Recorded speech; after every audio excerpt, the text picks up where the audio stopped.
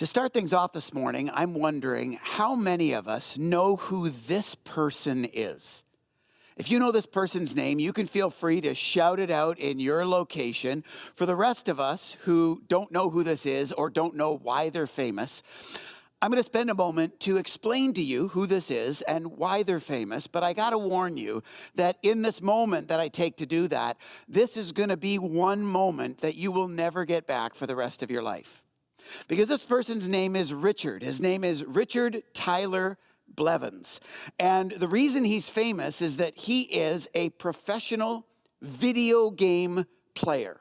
That's what he does for a living. He actually makes millions of dollars streaming himself online playing video games. If you heard someone shout out the name Ninja, that's actually what he's more commonly known as. He's called Ninja, and he plays a video game called Fortnite, which if you're not familiar with Fortnite, I want you to say a little prayer to Jesus right now and thank him for that miracle in your life.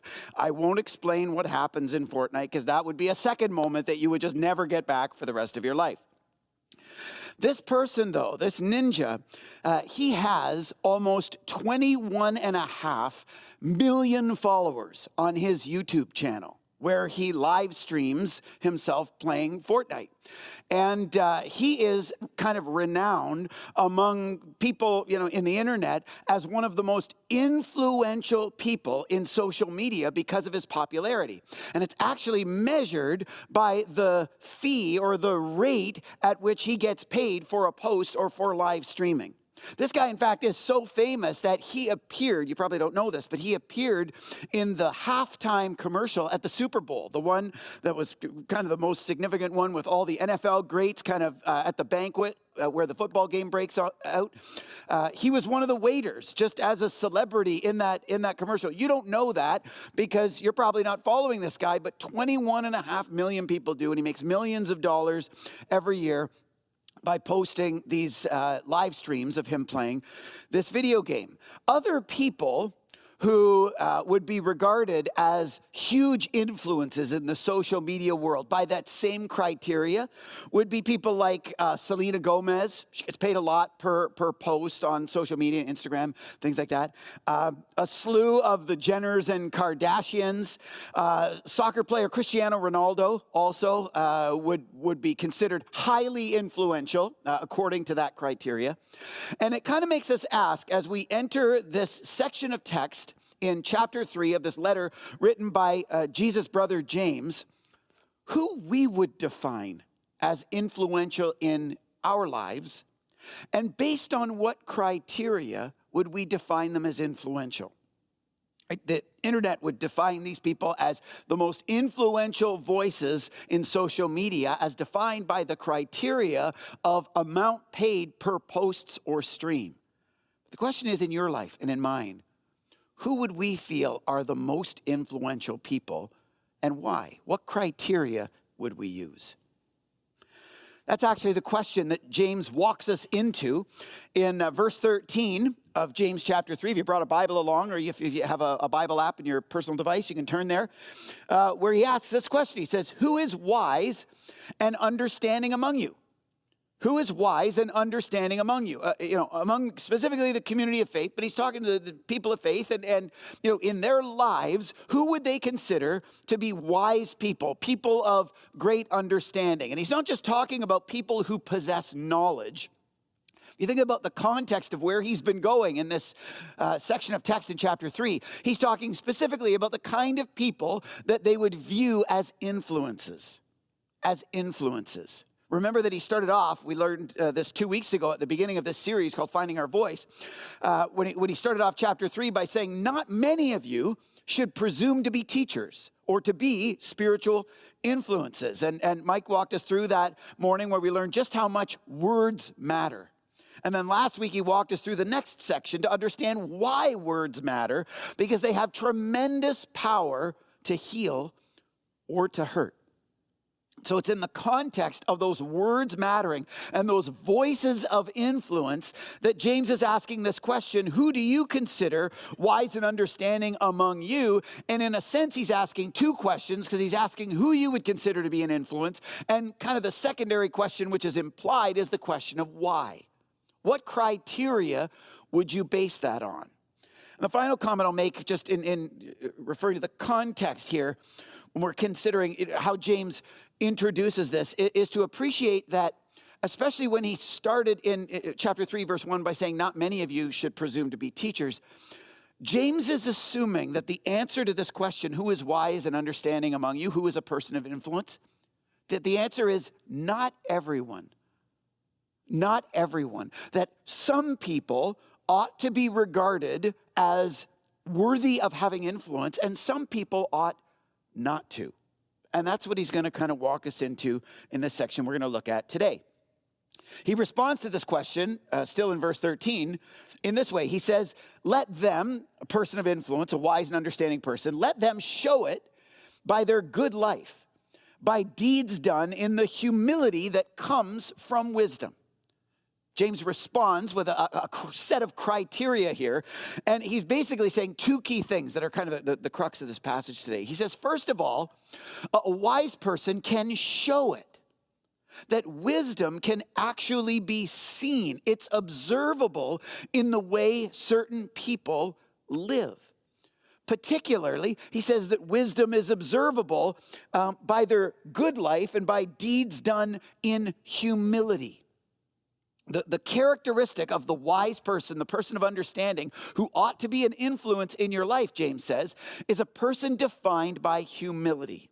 And humility, just so we're clear, isn't, berating yourself or belittling yourself. I've once heard humility described not as thinking less of yourself, but rather humility is all about thinking about yourself less. Humility is thinking about yourself less. It's about orienting yourself to those around you, to be more others-oriented, and to take a posture of servanthood to build up and to empower those around you to make the quality and condition of other people's lives better through your sacrifice and servitude. That's what humility means. And he says you can observe people who live out what he calls good deeds in this posture of humility, because humility is something that you can actually see lived out. That's the first thing that he says, that wisdom is something that you can see, not necessarily something that you listen to or hear. The second part, though, and I want you to notice this, is when he describes this good life by deeds done, he says, in the humility that comes from wisdom. Understand that. He's talking about a wise person, a person of wisdom, that you can observe their wisdom in the good deeds that they do, that's driven by a hard attitude of humility, but that humility in turn comes from wisdom. That wisdom is not just the output, wisdom is also the origin of this hard attitude that drives a certain behavior that is observable. And what James is teaching in this criteria to discern who ought to be influential voices in your life and in communities like ours is that wisdom is a source to be seen, not a sound to hear. Wisdom is a source to be seen, not just a sound to hear. And I wonder if anyone here is objecting to that. Maybe you'd like to be perceived as an influence, a credible voice of wisdom, and you're basing that criteria on the way that you can articulate words, that you would hope that it's a sound to hear.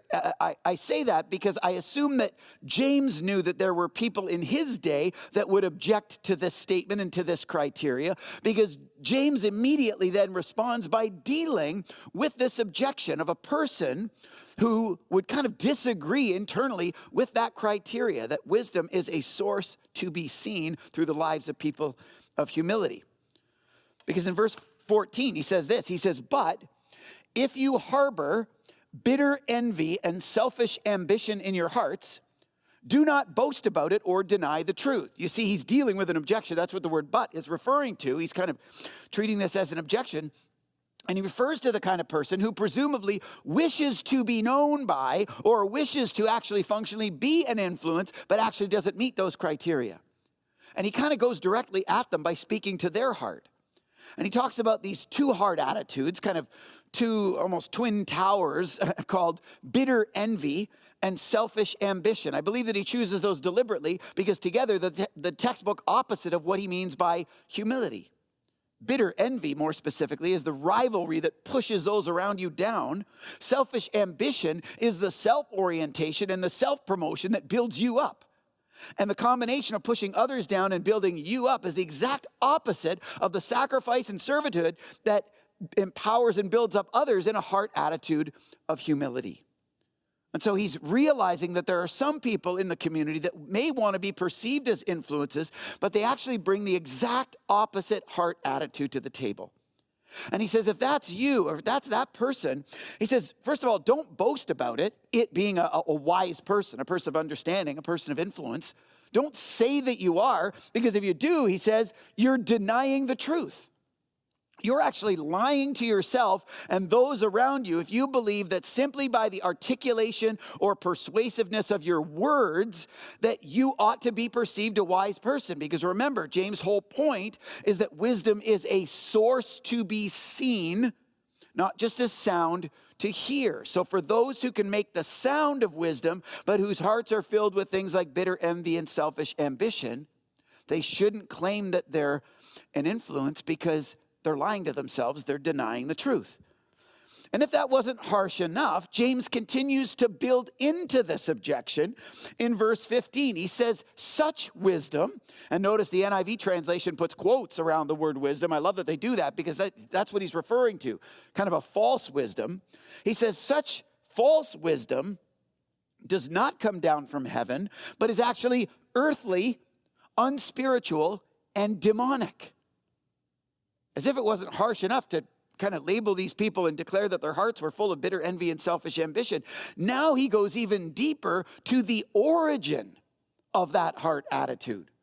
And he kind of layers these three concepts or these 3 points in these 3 words that basically bear increasing intensity. The first one is this word earthly, basically meaning of this world, kind of the common mindset or thinking of their culture or their surrounding society.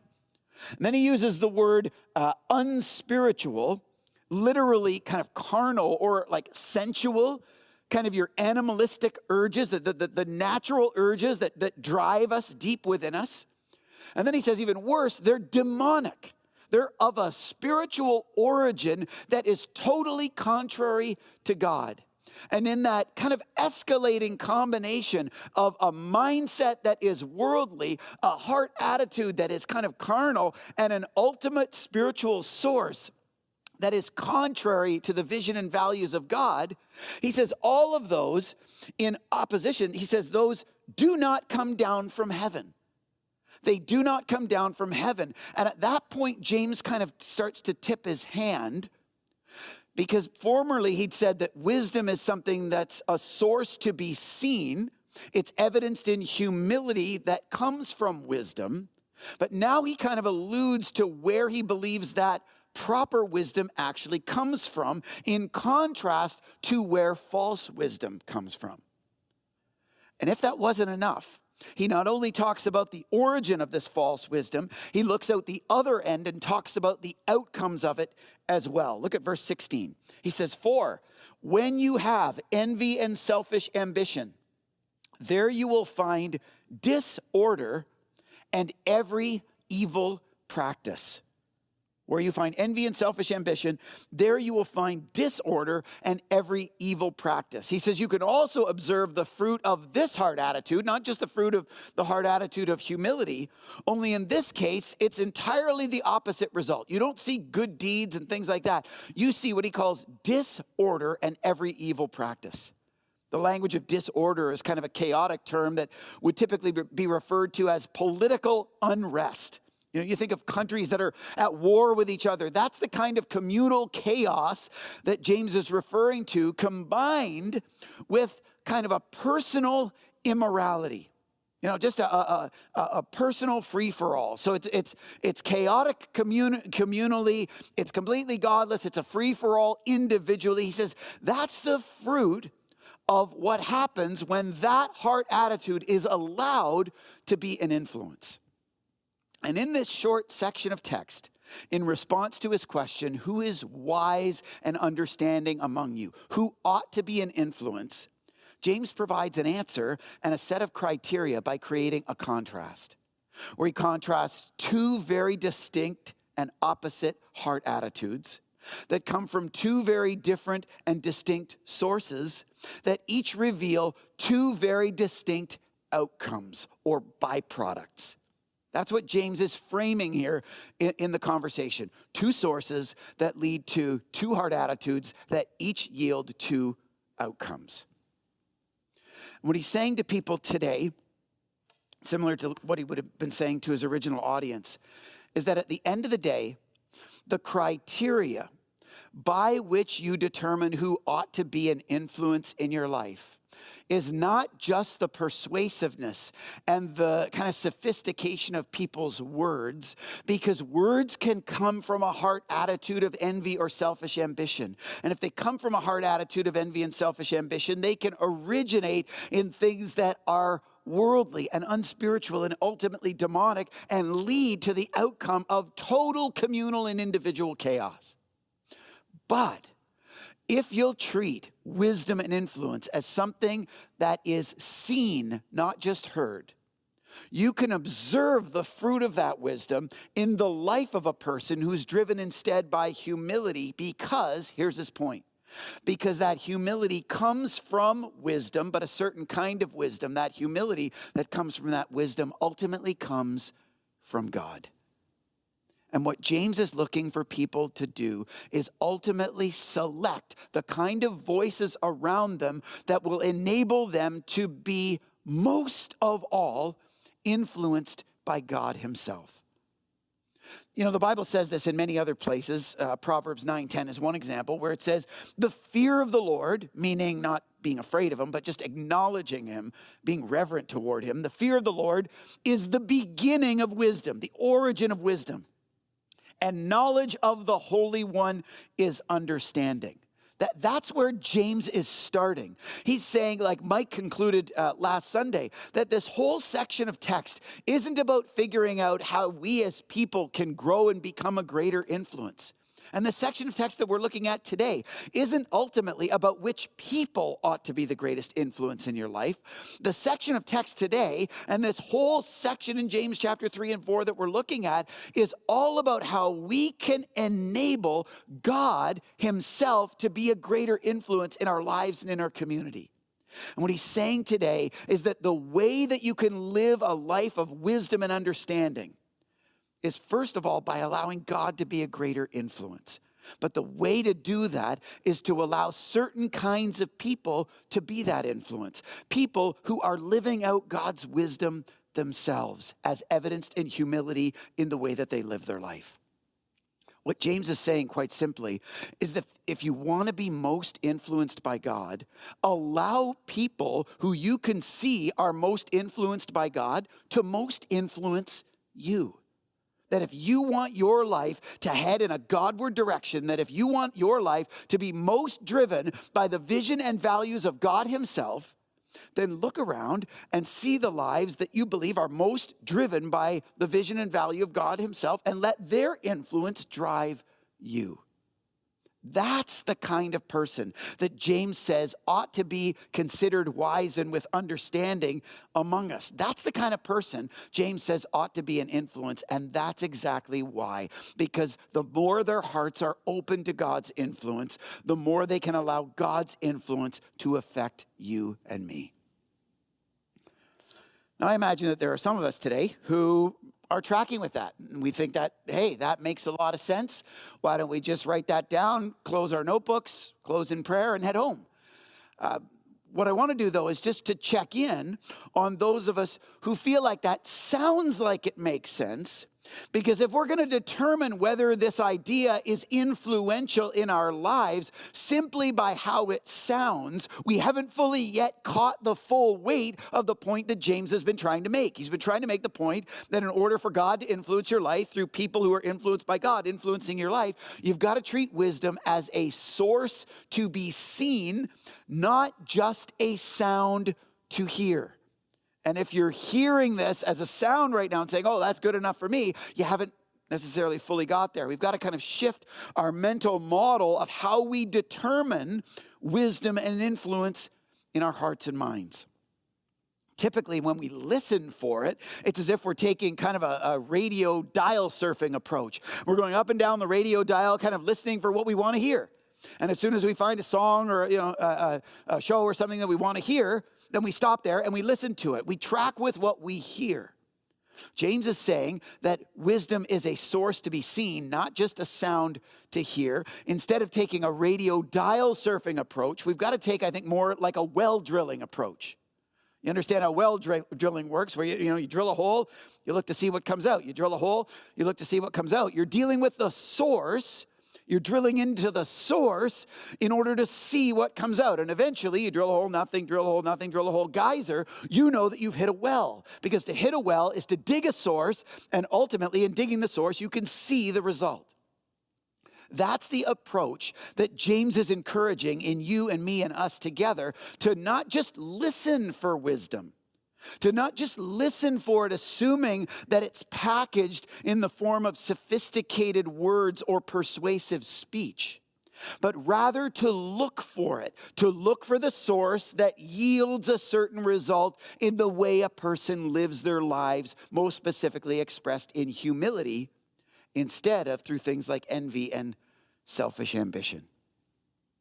So the question then is, how do you do that? How do you change those gears and go from a dial surfer discerner of wisdom with my ears to a well driller discerner of wisdom through digging deep and looking at what I see in the person's life? I think practically speaking, if you're taking notes today, there are two things I would suggest.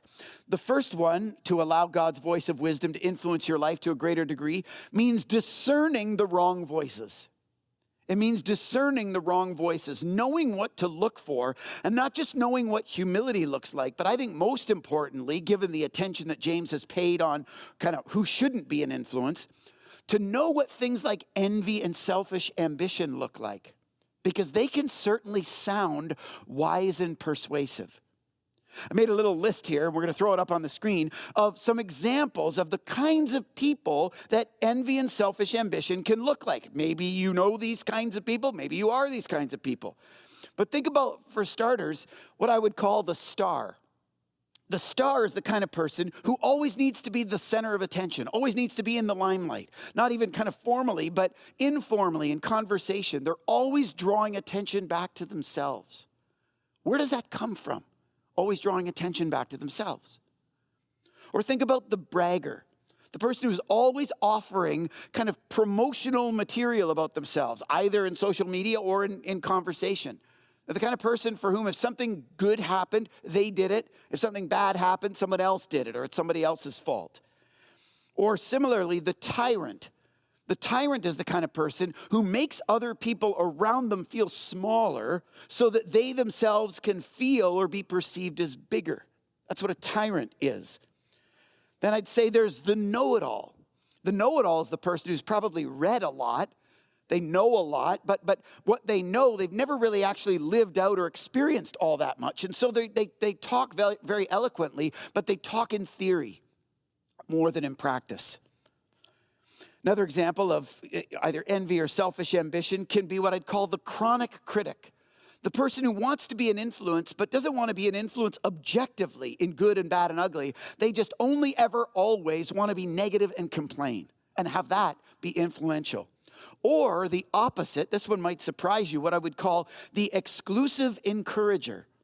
You might say, well, how is that a selfish ambition person? Because the exclusive encourager who just praises everything and thumbs up everything and likes everything and says everything's all good never feels that way. They don't feel like everything's all good, and they have opinions about things, but they resist sharing them, and they hold back on being helpful in times because they're too concerned with their own discomfort to get into those difficult or awkward conversations.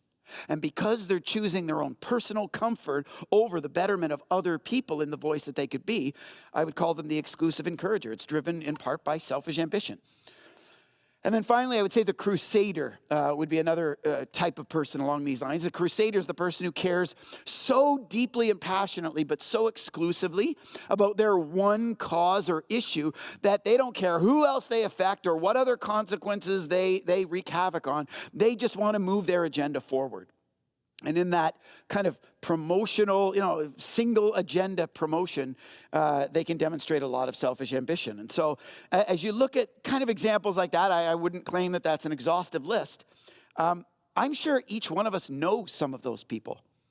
And probably more honestly, I think that most of us feel like in some ways we're some of those people. And it's probably a good heart reflection to consider in what ways we're driven at times by envy and or selfish ambition instead of a humility that originates in God's vision and values for our lives. But that's not the hard part. The hardest part is not learning how to see, in a well-drilling example, learning how to see wisdom through humility versus false wisdom in the form of envy or selfish ambition. The harder part, point number 2, would be avoiding the wrong voices. Actually avoiding the wrong voices, not allowing them to be influential in your life. And I know that this is hard because a lot of times I talk to people, they'll say, it's really difficult when I'm talking to someone who's articulate or persuasive to be able to out-argue them. Understand that not being influenced by someone doesn't require you to reciprocally influence them. You don't have to bear the weight of out-arguing a person. You just have to understand where they're coming from, and through the well-drilling approach of observing their life and the source of where things are coming from, appreciate that this isn't a person you want to influence you as much as you might have formerly. And gang, this can be hard because in our lives, we're naturally drawn to people who think like us, to people who are going to reinforce our biases, especially when we're in difficult circumstances or conflict or crisis. Many times you'll see kids who, when they're struggling with their parents, who do they kind of go to? They go to other kids that are struggling with their parents to validate their feelings. I see this a lot in marriages, unfortunately. It's amazing how when marriages are in trouble, all of a sudden the couple become friends with different people. They often will become friends with people whose marriages are also in trouble, or worse, in people who are separated or divorced or on their own and who are advocating for a greener grass on the other side of the fence. And we kind of align ourselves with these less helpful, non-constructive influences just because they make us feel better, because they reinforce our own feelings. You can be upset at your boss or the coach or the prof. Pay attention, though, to the people you gravitate around, because we tend to gravitate around complaining students or struggling teammates or other disgruntled employees. Author Brené Brown refers to this phenomenon as common enemy intimacy. The common enemy intimacy, the temptation we have to surround ourselves only with voices that will kind of reaffirm the bad feelings we have. And we've got to dig ourselves out of that and be more objective about the kind of voices we ought to allow in our lives. If, in fact, we're going to allow God to have the influence, the positive, productive, hope-filled influence that we dreamed that he would. The bottom line, gang, is that God has a vision and value for our lives. He's got a beautiful plan for your life and mine and ours together, and wants to be an influence in it. But the way that God most influences us, as James teaches today, is when we learn to see his influence through others and embrace it by allowing certain people to be more of an influence in our lives and certain people to be less. If you want more of God affecting, influencing, and driving your life, appreciate that influence, that wisdom and understanding is a source to be seen, not just a sound to hear, and start to look for it. Look for it in the people who seem to be most influenced by God, as evidenced in their life of humility, instead of people who are evidencing a life driven by things like envy and selfish ambition.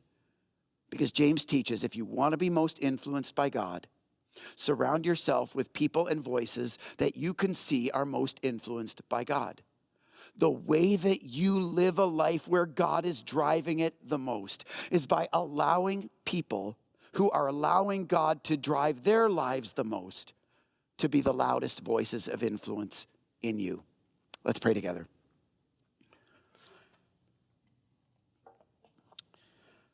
God, we want to thank you again for walking us through this series, awakening us to how much words and voices and influence matter.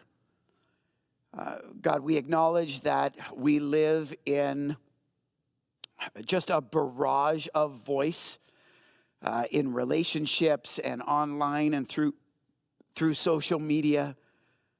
God, I pray that you would impress on our hearts today that just because you have a voice doesn't mean you are a voice. And just because someone expresses their voice doesn't mean they should be a voice in our lives. Make us more discerning of the kind of voices we should allow in our lives so that we can allow your voice to influence us to a greater degree. And God, allow each of us to root our lives in the source of your true wisdom, in your vision and values to a greater degree, so that we can exude lives of beautiful humility and others' orientation to a greater degree, not just so that we can be a greater influence to others, but so that we can reflect your life and love to a world who desperately needs it. Make us those people. Make us that community. We thank you in advance that you want to work that way among us. We love you. We thank you for all these things. In Jesus' name, amen.